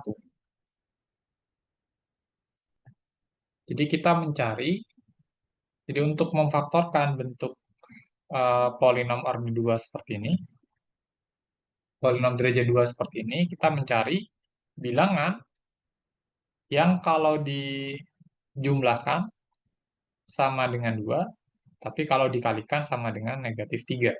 Berapa itu? X X plus 3 dikali X min 1. X tambah 3 kali X min 1. Atau bilangannya itu ya 3 dan min 1 ya. Kalau dijumlahkan, hasilnya 2. Kalau dikalikan, hasilnya min 3. Kalau yang 8 sekarang, nomor 8, bisa nggak difaktorkan?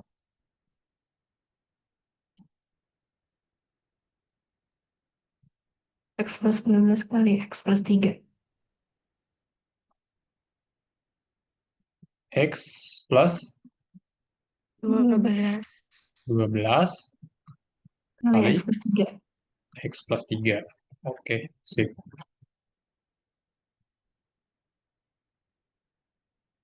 Nah, yang 9 dan 10 ini mungkin di tutorial saja ya. Memfaktorkan kalau koefisien X kuadratnya tidak 1. Nah, kalau nomor 4, kira-kira ada yang bisa memfaktorkan?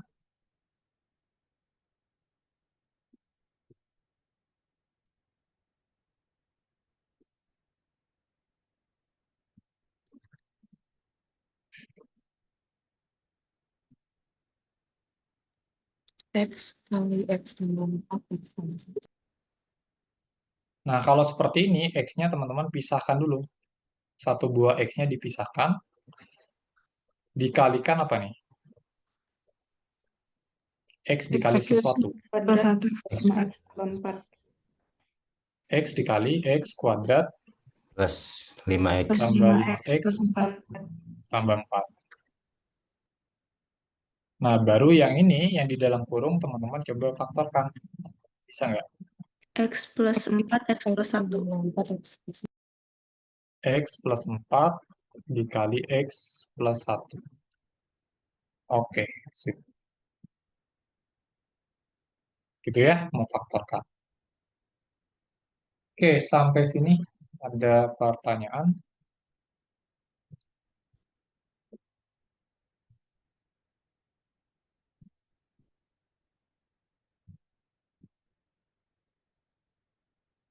Kalau tidak ada, mungkin saya coba lanjut sedikit lagi ya.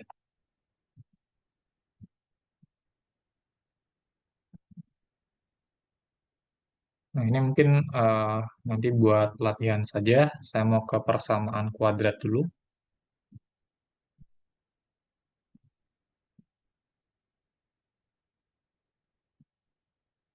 Jadi persamaan kuadrat itu adalah persamaan yang bentuknya seperti ini. Kurang lebih ya, X kuadrat ditambah BX ditambah C. Ya, sebenarnya lebih umum, persamaan kuadratnya itu koefisien dari X kuadratnya tidak harus 1, tapi bisa bilangan apapun.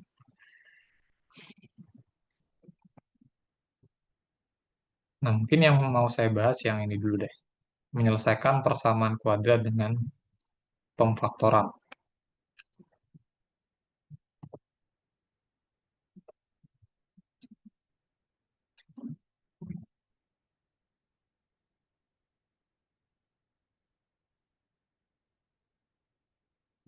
Contoh, kalau saya punya persamaan X kuadrat ditambah 5X ditambah 4 sama dengan 0. Oke, solusi dari persamaan kuadrat itu adalah suatu nilai X yang membuat persamaan ini bernilai benar. Artinya kita mau mencari suatu bilangan X sehingga kalau dikuadratkan ditambahkan 5, X ditambah 4, hasilnya akan 0. Gitu ya. Karena kita mau ruas kirinya sama dengan ruas kanan. Nah, untuk persamaan ini kita bisa pakai alternatif yang pertama, yaitu faktorisasi atau memfaktorkan. Oke, ini gimana kalau difaktorkan? Bisa nggak?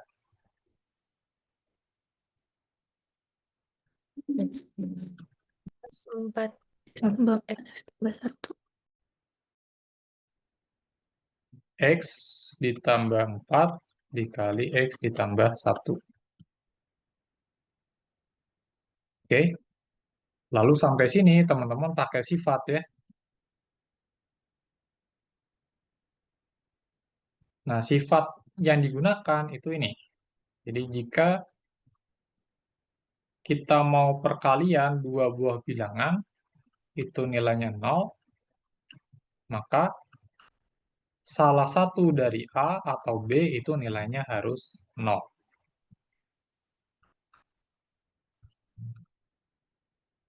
Oke, gitu ya. Salah satu dari A atau B nilainya harus 0. Sehingga di sini kita bisa buat dua kemungkinan. Oke, kemungkinan yang pertama, kita mau X tambah 4-nya yang sama dengan 0, atau kemungkinan kedua, kita mau X tambah 1-nya yang sama dengan 0. Gitu. Nah, kalau kita lihat kemungkinan yang pertama, kita mau X tambah 4 sama dengan 0, artinya X-nya harus berapa ini? Min 4. Min 4. Gitu ya. Terus kalau kita mau X tambah 1 sama dengan 0, berarti X-nya harus berapa? -1. Min 1. Oke. Jadi seperti itu ya. Sehingga kita punya solusi dari persamaan kuadrat.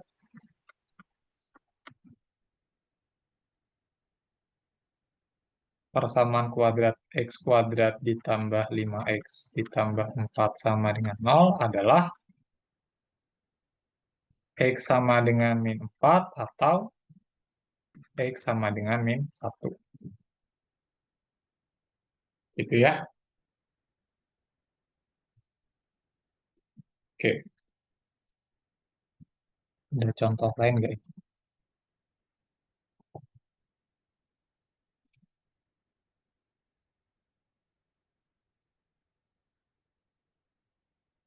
Nah, mungkin contoh lain yang ini, yang agak beda.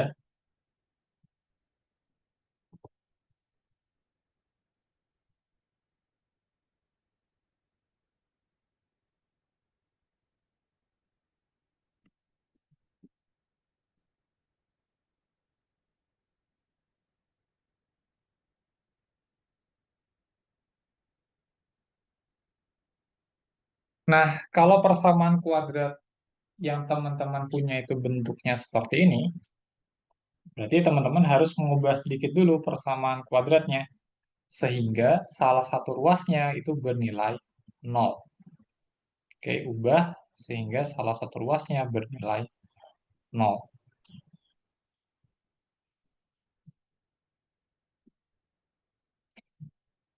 Berarti mungkin di sini kita mau membuat ruas kanannya saja yang 0. Berarti harus diapakan persamaannya?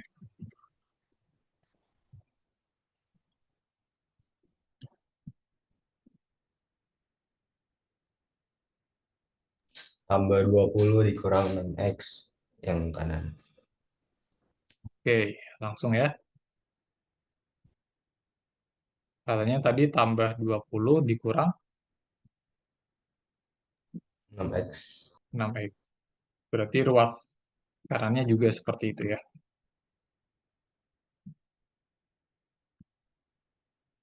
Nah, maka si ruas kanan nanti akan jadi 0.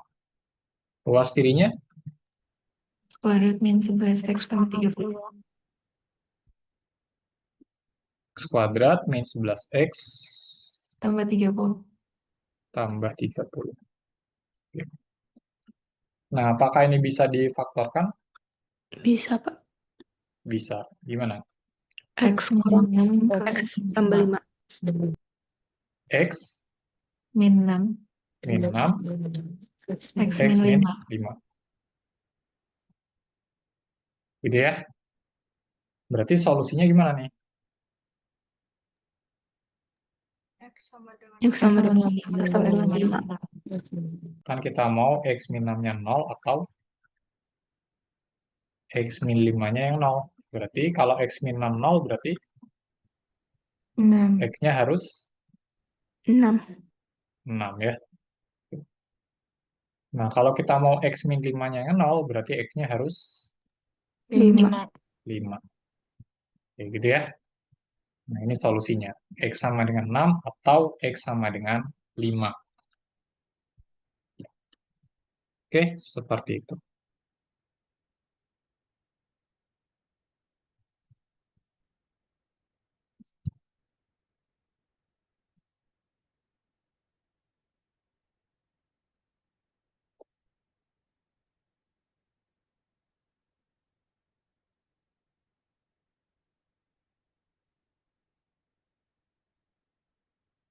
Mungkin saya lanjutkan dikit ya. Ada kuliah lagi nggak habis ini?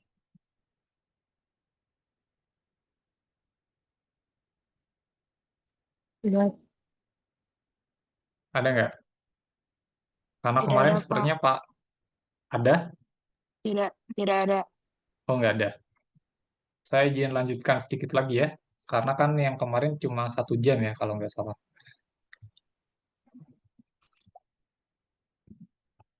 Oke, kita ke rumus ABC untuk menyelesaikan persamaan kuadrat yang koefisien X kuadratnya tidak 1.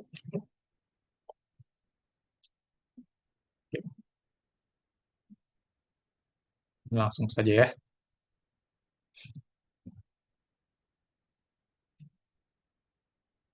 Nah, jadi kalau teman-teman menemukan persamaan kuadrat yang koefisien X kuadratnya tidak 1, teman-teman bisa menyelesaikan persamaan kuadrat ini menggunakan rumus ABC atau rumus kuadratik.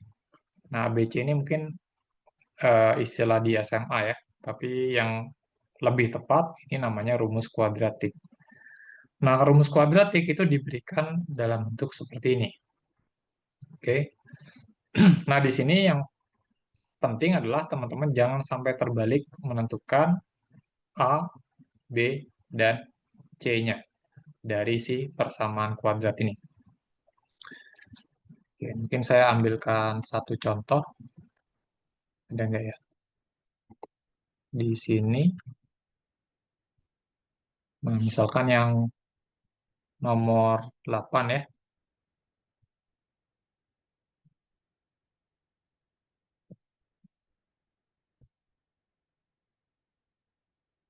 Yang nomor 8 diberikan persamaan kuadrat 2x kuadrat ditambah x dikurang 10 sama dengan 0. Berarti di sini siapa yang jadi A, B, dan C-nya? A-nya 2. Oke, A-nya 2, A-nya 2. B-nya gimana nih? B-nya 1, C-nya 10. 1 ya, Min 10. karena X kan sama saja dengan 1 dikali X. C-nya min 10. Min 10. min 10. Oke, berarti solusi dari persamaan kuadrat ini diberikan oleh min B. Berarti min berapa?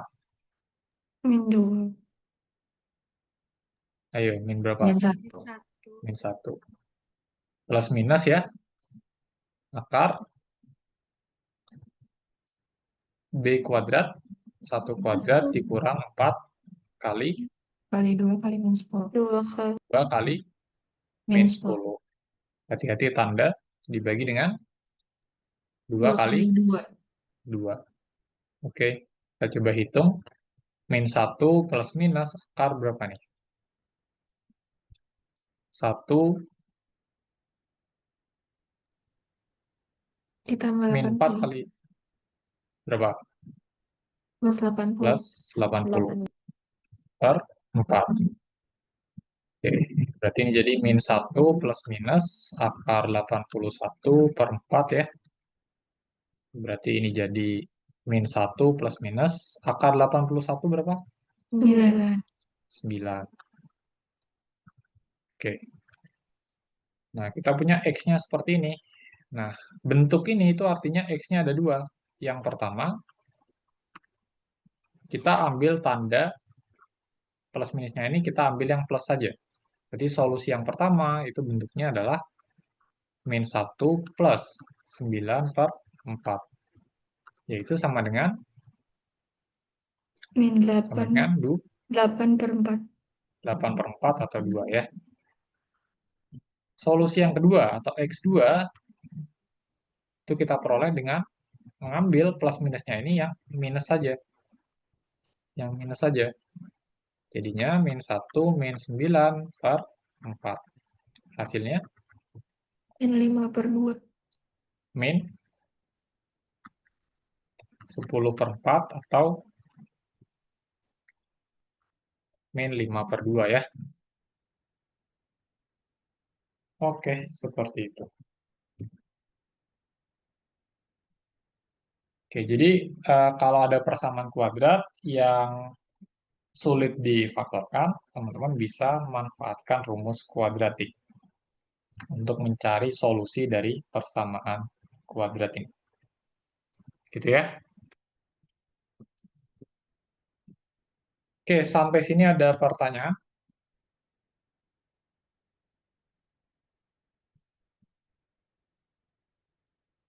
Oh iya, saya lupa nih. Mungkin sekarang isi presensi saja ya. Isi presensi, saya coba buka dulu di CX. Udah pada bisa yang isi presensi?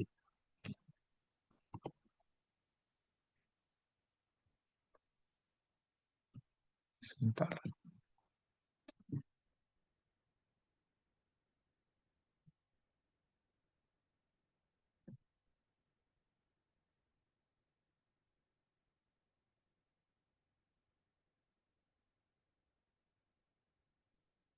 Ini 14.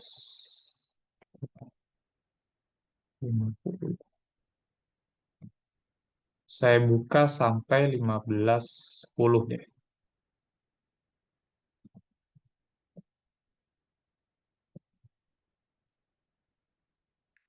Kalian udah tahu caranya isi presensi kan? Di CX? Sudah. Udah. Sekarang silakan coba diisi presensinya.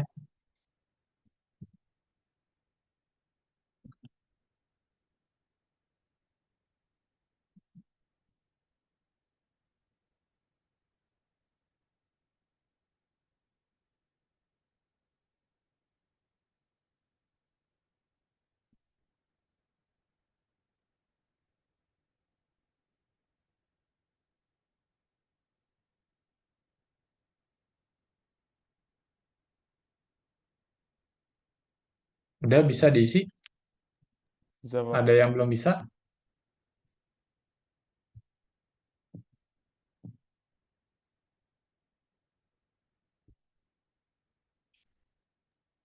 Ini lewat QR apa gimana, Kak? Pak?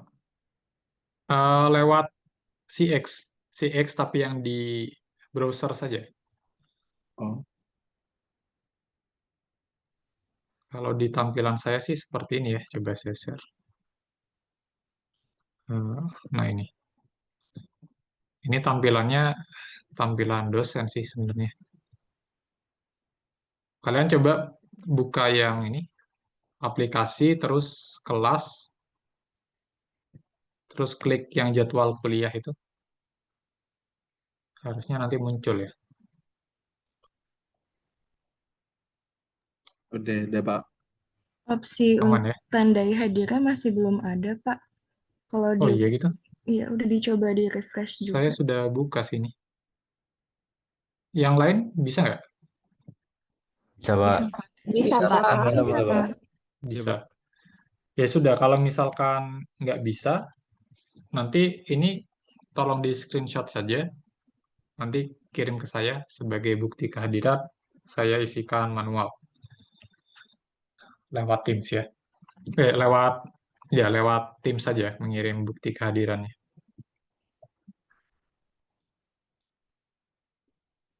Oke.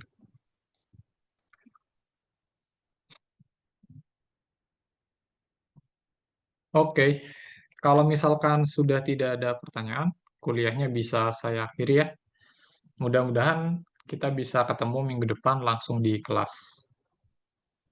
Dan mudah-mudahan keadaannya udah aman ya, dan memungkinkan untuk kuliah di kelas. Oke, mungkin sekian dari saya. Selamat siang, boleh meninggalkan Zoom ya. Terima kasih, Pak. Terima kasih, Pak. Pak. Terima kasih, Bapak. Terima kasih, Pak. Siang, Pak. Terima kasih, Pak. Terima kasih, Pak.